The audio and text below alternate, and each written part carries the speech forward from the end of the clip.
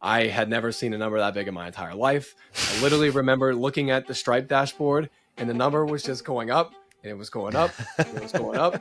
That's my friend Alex Lathery, and he's managed to do what most entrepreneurs dream of: launch a side hustle. Over the past 4 years, Alex has graduated college, landed his dream job, and built a $300,000 a year digital agency. And in this episode, you'll hear how Alex overcame many of the challenges side hustle entrepreneurs face, like how to charge. I had zero sales skills. I did not know how to price anything. I did not know how to make an offer. I would basically wait for the prospect to tell me what they wanted, and then I would guess out a price, and then I would get ghosted. How he thinks about customer acquisition. Where are you getting clients from? Believe it or not, I get the vast majority from, I would say 80% from 20 to 30% from referrals. I'm going to stick to one channel and I'm going to master that. And why, if he's got a business generating $300,000 a year, does he still have a job? On a per hour basis, where do you make more money? Definitely make more money in the business. Why the freak are you still working at Procter Gamble? So I still do it for a couple of reasons. One, you're not going to want to miss this one. Enjoy. Love you guys. I was a mechanical engineering student, and when you're studying mechanical engineering, you kind of have a couple of different things you can do. So you can go work on cars. I'm not a car guy. I did not want to do that. You can go work on planes. I love planes, but I don't know, something about like doing aerospace, I didn't really catch my eye that much. The other thing that you can do if you're from Cincinnati is you can go work at Procter Gamble or GE and any of like those big kind of corporations that are in this area. And so I kind of looked at that and I said, I like consumer goods. I think P&G is a cool company. So I think I want to work there. So I had decided that basically in high school, went in and then did in college mechanical engineering, because what major did I want to do that fit with that? And it was kind of like the most general purpose. You have the most flexibility. You can go work on cars, you can go work on planes, you can go work on diapers or toothpaste. So I did that and started with that, really liked it, worked at kind of like a contracting engineering firm as like my first co-op, ended up getting into Procter & Gamble and did some internships in there. And then in 2020, COVID happened. Everything went remote. So I was doing the end of my internship remote. I was heading into a school semester fully remote and had a lot of time on my hands because you couldn't go out and do anything. And so I was like, well, I've always wanted to learn to program a little bit. I kind of have done just like bits and pieces here and there, wanted to like actually develop it as a real skill that I had. So I started to learn that and I started to do data science. And I did data science because I figured I've got this mechanical background. If I learn like data science, that's a really good pairing, will help me get the full-time job offer. So I started doing that and I hit after like 1 week, I'm like, I cannot sit here and practice data science programming on fake data. I just couldn't do it. I'm like one of those people that I feel like what I'm doing has to feel like it has a purpose or like it's meaningful. And that did not feel like it for me. So I quit that and I said, I still want to learn to code. I still got this time. I'm going to learn web development because I can always build a website, right? There's always like, I can just go and make one. It's like a creative idea. It's a little bit more fun than just like, had you built a website before or were you like, never? Never. Had no experience with it whatsoever. Did you take a course or did you just start like doing research on, Google and YouTube? What was your learning process? I pretty much took a course to really get started. It's called the Odin Project. It's out there. It's free. And it's but not a university course. This is like no. Outside the university. All self-study. Okay. The things I was learning in the classroom, fluid dynamics, strength of materials, mechanics, all kinds of physics stuff. And then outside, I like leave class and I'm going and I'm like learning how to program websites. And so I took this free online course called the Odin Project. I went through that, learned like the basics of HTML, CSS, some JavaScript stuff, all website stuff. And that took me about 2 to 3 months to like practice that stuff, made a couple of practice projects. And then I kind of had like a pivotal moment where I was in an internship. And the way that the hiring pool worked for that company was you have like this board of experts that basically watches your midterm presentation and watches a final presentation. Was this Procter & Gamble? Yes. Okay. So they kind of judge you based off of your performance in the assignment, talking to your manager. I'm sure they do that a little bit here and there, but they also really judge you based on those presentations. And so they take your presentations, they watch yours, they watch 20 other interns across, a couple of different business units.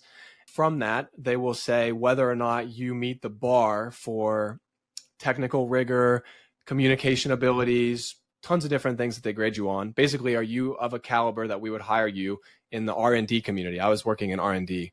I was doing great. I mean, I had done great in the past 2 internships. This was my 3rd one and final one. I was vying for the full-time offer. And so basically got told, and whether this was like an influencing tactic or was pretty legit, hey, there's like 2 full-time spots open. And there's like 10 of you guys that are vying for it. And it's very competitive. And you're going to have to really convince like this one guy that you belong. Because a lot of the other people, they're already kind of giving you the thumbs up. When I heard that, and I had basically done everything that I could have done or done the best that I had done in the internships. I had no negative feedback, all above positive, meets expectations, exceeds expectations. But there's like one dude who had not seen my work and wanted to see like, minor detail, something he was just being picky about, and was kind of dangling over my head. Like, are you going to get this job or are you not going to get this job? And that really, really set me off because I had never had it to where I felt like all this stuff, I had wanted to work there since I was in high school, and everything aligned perfectly.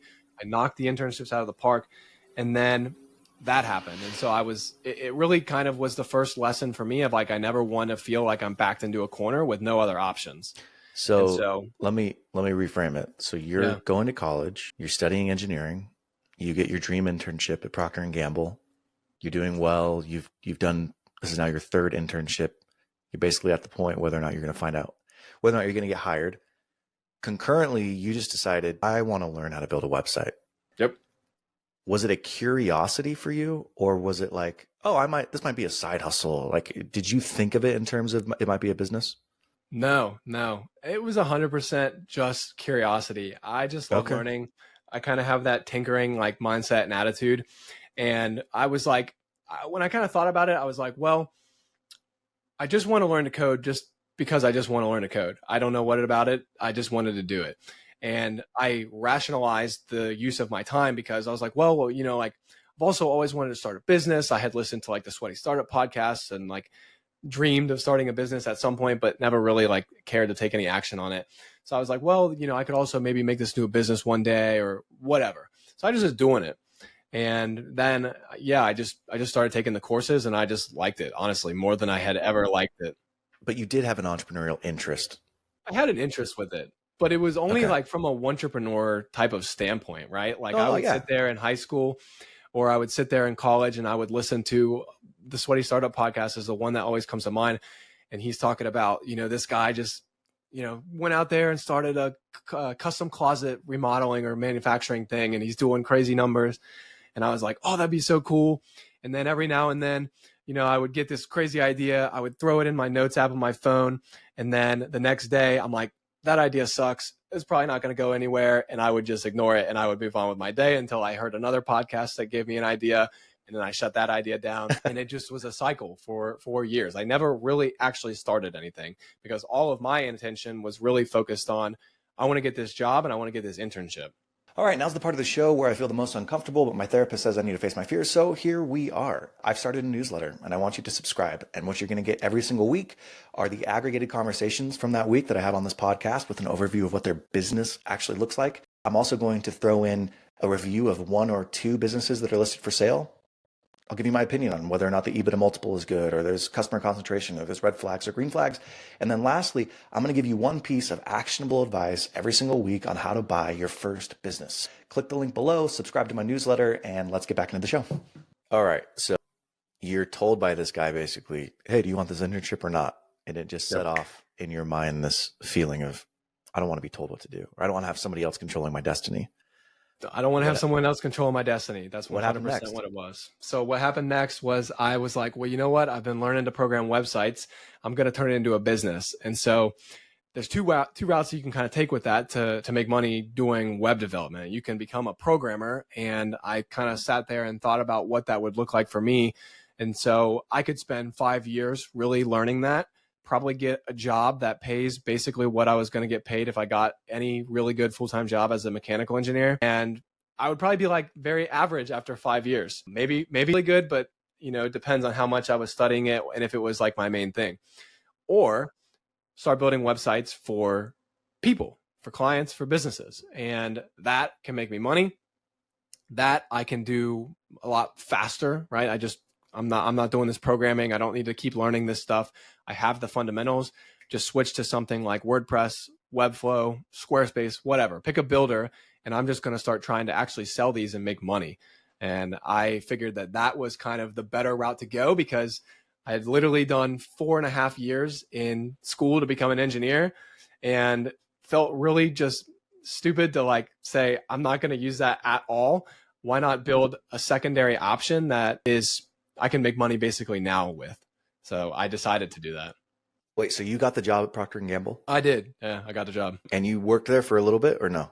I actually, believe it or not, I still work there. I don't talk You about still it work all there? the time on Twitter. I still work there. I do both. Oh my goodness. That's So awesome. that's always man. a shocker for people. Okay. I was thinking you were setting the story up to say like, I flipped him the bird and went out on my own. Incredible. So there's a couple of reasons that I never did that. And this is always the one that people have very polarized opinions on. I've talked to people that maybe were more like me, and they're like, dude, that's the best way to go. And then I've talked to other people who are so like big risk takers, and they're like, man, burn the bridges. Like, why would you ever take that job? Like, you already got the entrepreneurial bug. You're on that path. Like, just go, man. And basically for me, I struggled a lot with that decision, actually. Like, for like 6 months, every day I would sit there and I would think about it, and I would just have like existential dread, because at that time I basically got the job offer at the end of that summer, and I had just started this thing as a business. I was making $0, basically just decided I was going to try to make money with it. So of course I got the offer. Of course I accepted the job. I then spent the next 6 months, when I was going back to school, and I really didn't have that much of a course load because it's my senior year, trying to turn this into a business. For 4 to 5 months, almost nothing happened. I probably made in total maybe $2,000. And that was like just enough to cover some software expenses, basic stuff. I did tons of projects for free. I did tons of projects for like $100, $200, $300 for a full website. And then I was growing on Twitter at the time very slowly. I was just tweeting out what I was doing and tweeting out some of my work. Ended up getting connected to Johnny Robinson, who runs Home Service Academy. He was running Orange Window Cleaning, a window cleaning company back at the time, and was about to launch a house cleaning business. So he was like, hey man, he sent me a DM out of nowhere. I still have the DM. And he was like, hey man, I want to talk about this website stuff that you're doing. Like we're launching a new business. Just want to talk about it. And then that ended up spurring a relationship that like we still work together. I do a lot of the work on their Home Service Academy stuff.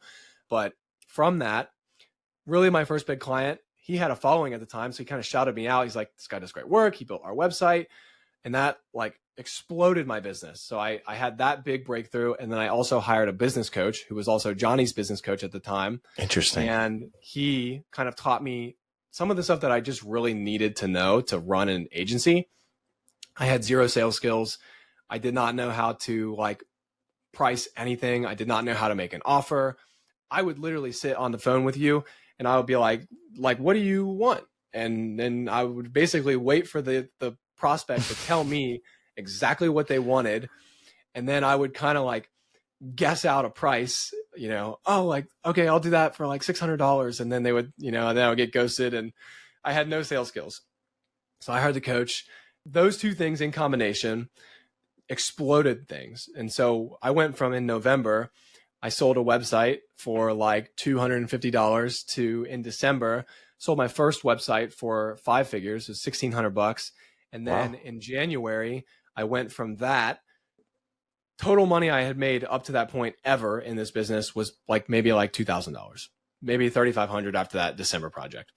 In January, I hit roughly $20,000, and I did not know what was going on. I did not know what to do with myself. I had never seen a number that big in my entire life. I literally remember looking at the Stripe dashboard, and the number was just going up, and it was going up, it was going up, it was going up. And I was like, holy crap, this is unbelievable. This is like 4 or 5x what I was going to make as a starting engineer. Yeah. in 1 month. So my mind was blown. I had no idea what to do. Fast forward, I'm like, this is just 1 month. This could be a total fluke. I'm not calling it quits on something that I've worked for 5 years to get for a 1 month fluke. Second month comes by, I do it again. Maybe not exactly 20, but it was high. It was way multiples of what I was going to make as a full time. And these are all Twitter? This is all Twitter business? Twitter and referrals. Crazy. And then month 3 happens again. But I still keep telling myself this could be just a fluke. It's still really risky. And then at that time, I was like 2 or 3 months out from actually starting the job. And I love the guys that I work with at my job. I have a lot of loyalty to my specific mentor who I interned for him every single time. He taught me like tons of stuff that I knew. He really stuck his neck out for me personally. And I had a lot of loyalty for him for that. And I did not feel right just kind of calling it quits like last minute. And I also sat there and said to myself, I'm 23 or 24 years old at the time. Like I've got a lot of energy. I got a lot of time. I don't have kids and I can do this. And I'm an early riser. I wake up at 4 a.m. I hit the gym or I hit work. So I was like, I can do this. And it really forced me to get serious about the business itself. I couldn't just sit there, during the day and kind of just mess around. Forced me to get really serious about that. And it forced me to really kind of make it a business and not just make it like I'm just freelancing and, doing things here and doing things there. And I did that for the next 2.5, 3 years now. And like I said, I brought my dad in last year, which has helped a lot with my personal workload. But that's what it is. Talk about your current team. So it's just you and your dad? So me and my dad occasionally work with a couple contractors, but my dad and I handle most of the projects, especially onboarding, especially development. Sometimes we'll outsource. I don't do a lot of logo design. I'm not that good at it. Where are you getting clients from? Believe it or not, it's bad to still say this. I get the vast majority from Twitter and referrals still. I would say 80% from Twitter, 20 to 30% from referrals. And that's it. I've literally taken the approach of like, I'm going to stick to one channel and I'm going to master that channel. And it has been everything that I have needed. I haven't had any need. And I haven't actually really had the time or capacity to go like explode into all these other channels because I just don't have time. So you built this business over the last 3 years. Yep. You and your dad, sometimes with some contractors. Yep. Tell me how big is the business? What are you doing on a monthly basis? The business does between 200 and 300K a year in revenue, and that's all on one-off design and development website projects. There's no recurring. No recurring. I have a very, very cheap support package where you can get like an hour or so of edits every single month. That's it. And that gives me about $4,000 to $5,000 a month in revenue. Not all that's profit. There's some hosting costs in there, and then obviously any labor costs. But 90% of it, it's all one-off projects. And that I have been able to actually maintain that for 3 years, which is kind of crazy. I am basically kind of hitting that realization like, I've been doing this for 3 years. Might be nice to have some recurring base in there. How many hours a week do you spend on this business right now? I probably spend, basically I'll wake up at 4 a.m. I'll probably spend the next 3 hours on it. And then I sometimes take calls like in the afternoons, the evenings, and that is probably all in a week, I probably spend 15 to 20 hours. On a per hour basis, where do you make more money? On a per hour basis, definitely make more money in the business. Why the freak are you still working at Procter Gamble? So I still do it for a couple of reasons. One, it has always given me the flexibility to try things in the business that I otherwise would not have had the ability to do. So I wanted to try and expand into like a lead generation arm. So Rank and Rent, if you've ever heard of Rank and Rent, like local SEO. And no, I don't know what that is. Tell me what that is. So Rank and Rent is basically, all of these guys, especially on like Twitter, like actually you guys do this. You have a tree service business, right? Mm-hmm. Yeah. So you guys do all the marketing and you sub out all the work. I basically take that one step further. I do all the marketing and I have a phone number on that website and it goes to those subcontractors and they do all of the quoting, selling, everything. And they just pay me because I have leads coming in the door. And it's on paper, the most perfect business model that exists on the internet. Like it literally is. I mean, when you hear people talk about it, especially people that sell courses on it, it's like completely passive. All you do is sell a website. You're selling leads. And if you're a guy like me, you got that background, you sell, you do SEO, you do web design, like that's my bread and butter. And if I can throw something up, I can rank it. It gets organic leads, or I run paid ads to it and it gets enough leads from that. I just basically partner up with a business owner.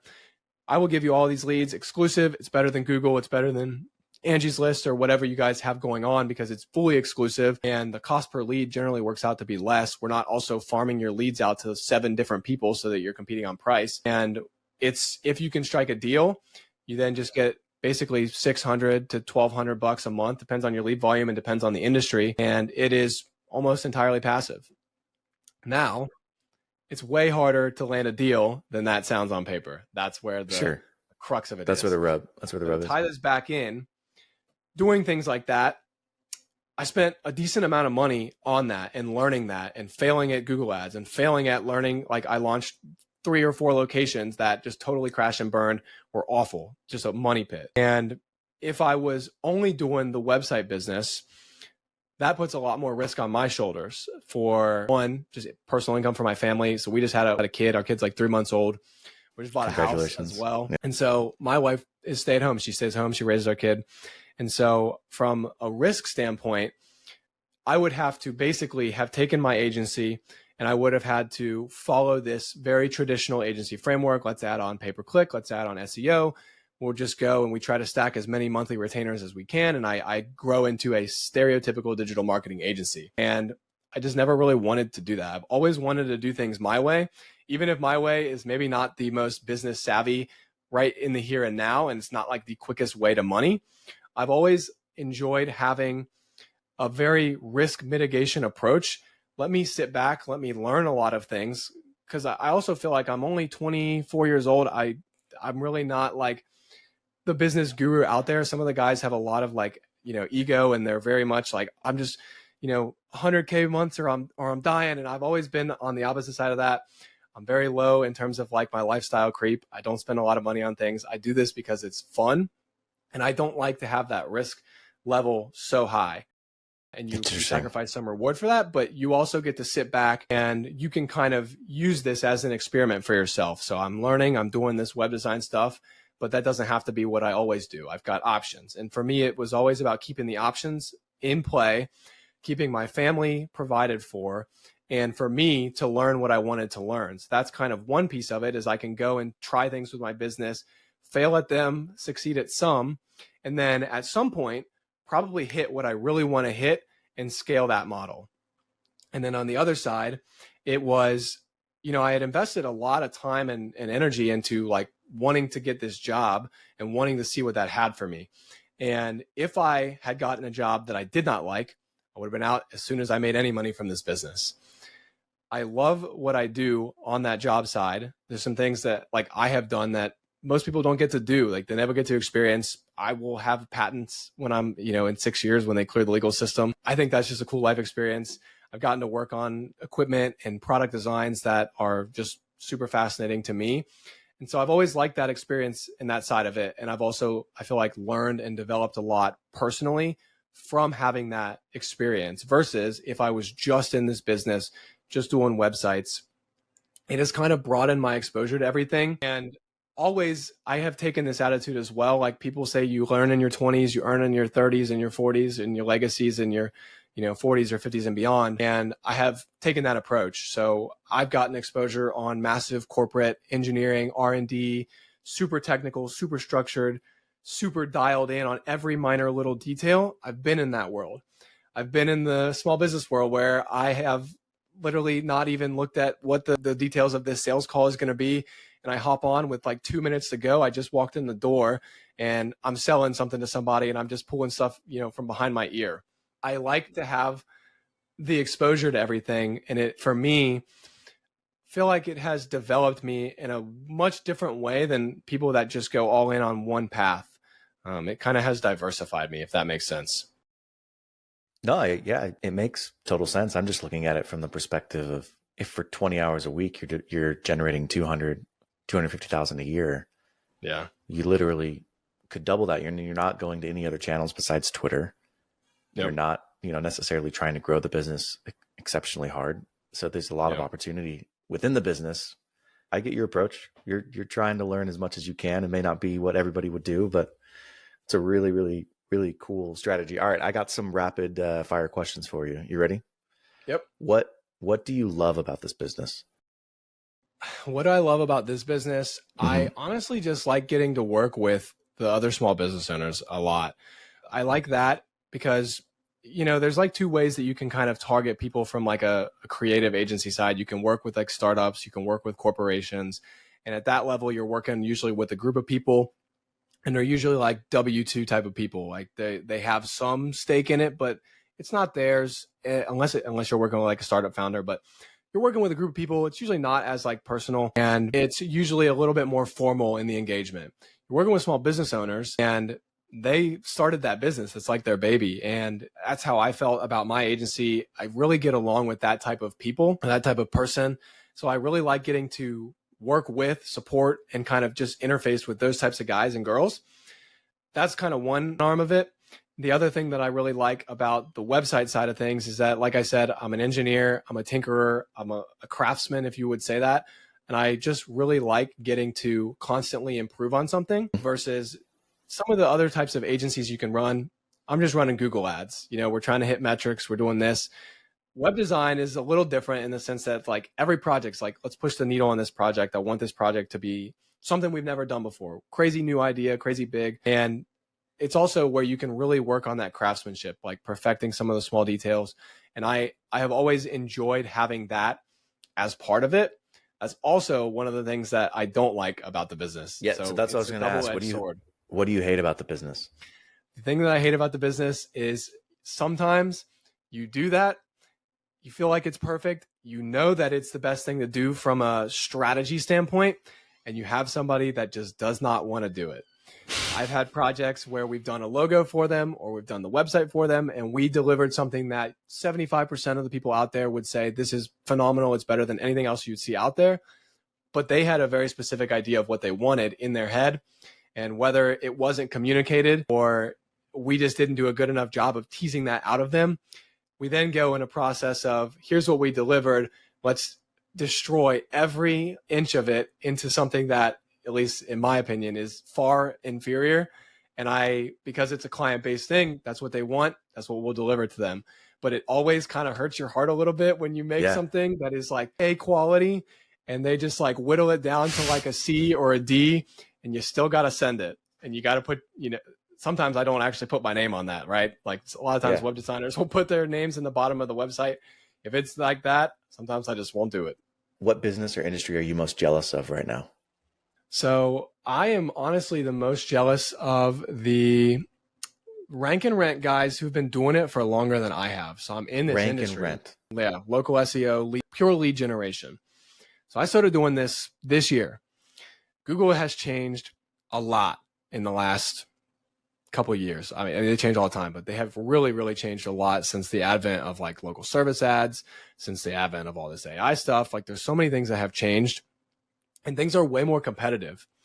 If you look at any of the guys that are like selling courses on rank and rent, if you look at any of the guys that have done it for like 5 or more years, 5 years ago, you could go into a market, throw up a very, very simple, very basic page and rank it in 3 months.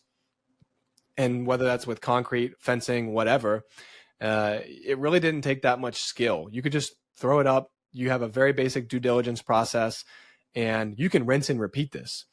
And I am trying to do that model now in 2024, and it is a lot more competitive. So to give you perspective, I have one site that I have a partnership with, and that partnership is for $600 a month, and that is for a fencing niche. Profit on that, it's basically 95%. I pay like $18 a month for hosting. I pay like $2 for a tracking number. So I get $575 a month, and I really don't do anything to the website. I kind of talk to the business owner here and there. Hey, did you close any leads? Things like that. Everything is automated. We send him all the leads automated. He gets a monthly report that's automated of how many calls he had, the call duration, all the stats. So it's almost pure profit. And to get to that one successful location, I had to learn and fail a lot. So I had to try 3 different locations that completely crashed and burned because there wasn't enough search volume or the ad costs were too high. Canceled those, lost a couple $1,000s in those. Then really dialed in my due diligence process. I was like, I need to be better at picking a location. So I went through and I had a VA basically sort through, he's at 140 cities in the US that we have gone through and we have searched search volumes for on Ahrefs just to find 10 potentially viable locations, 10 that had the search volume that fit my criteria. Of those 10, 2 of them were really, really good opportunities, like no brainers. I'm going in it. And I kind of go through another level or 2 of actual due diligence. Is there businesses in the area that actually look like they're legit and I can partner with? Because if there's nobody that's good to partner with, you're wasting your time, even if there is search volume. After all those levels of due diligence, 540 down to 1 website. And then you launch the 1 website. Now you got to go and actually get enough leads to start talking to a business owner. And then after you do that, you have to close the business owner. So you go from 540 down to 1 or 2 that are really good. And then you still got to get those 1 or 2 in a place where they're generating enough leads that you can go and basically strike a deal with a business owner. And you still have to get a business owner that's not going to flake on you. So in the first location that we had 2 business owners. We got all the way through. We had sent them like 3 or 4 free projects each, and they just ghosted. And so all of that pain just to get to the 1 deal. And that guy could still cancel on us. So it's a lot harder than it used to be. But when it's done, it's a really great business. And if we deliver on leads, theoretically, this guy's not going to cancel. He makes way more money than he's paying us in advertising. So you're taking your skill designing and developing websites, your knowledge on SEO, and you're creating them in a way where you're funneling leads. Exactly. 100%. Interesting. And dude, that's 5 years ago, that was way easier to do. You could launch 3, 4, 5 of these in a month, use all the profit from, those 2 or 3 or 4 that you've already got, and just start funneling through and cycling through and landing deals. How do you think the changes that Google's making to their rankings now is going to affect this business? From like the AI perspective, actually, it's pretty shielded. Because if you think about what is being absolutely just destroyed by AI right now, it's like informational searches. So somebody wants to search, what's the best tablecloth material for my kitchen table? Or, what's the best way to learn how to build a website? AI will put a snippet there, and half the people, that's the answer that they want. They don't even click onto a website. So anybody that's getting ad revenue from a website, anybody that's getting affiliate revenue from links on their website, like they're losing traffic day by day. And then also Google is just penalizing tons of them. So it's a really rough place to be if you're trying to create like a niche website. The local side, AI is not that helpful in that. Somebody wants to search for a tree service near them. They want to find companies. They don't want an AI snippet that's talking about, how to find one. Like they just want the map pack, or they want the organic listing, or they want the sponsored listings. And I don't see that changing in the next 5 to 10 years, because fundamentally when somebody is searching for a service near them, it's transactional. They just want connected to that business. Google as an AI middleman is probably never going to cut out the businesses. So you're always protected, at least for now, and for at least what I foresee in the future. You're a tinkerer. You like to mess with stuff. What are you obsessed with right now? I'm obsessed with the lead generation stuff. Like I said, we landed that first deal, and I really want to keep that business owner retained because I spent so much time and effort to get to that point. And then I want to, now we've made it all the way through. We've made it to the end. We've closed the dude, and I know the process works. It's about replicating that. So it's really probably for me going to be a slow up and coming grind on that, to get 1 or 2 of those launched a month. And then over, 3, 4, 5, 6 months, as you start to get enough lead flow from each one, you start closing one after the other. And it's a pretty passive arm of the business. It's recurring, and it's very much just a nice bolt on because it's the skills that we have. Like if I'm not occupied with something from a client side, I'm working on our websites. So I'm obsessed with that. And then on the other side of it is I am really obsessed just in general on the SEO side. So I've been doing it for my websites, and the benefit of having my own websites is that I am testing things on my own dime. So if I want to buy something really sketchy from Fiverr that I think might work from an SEO perspective, I'm just going to do it.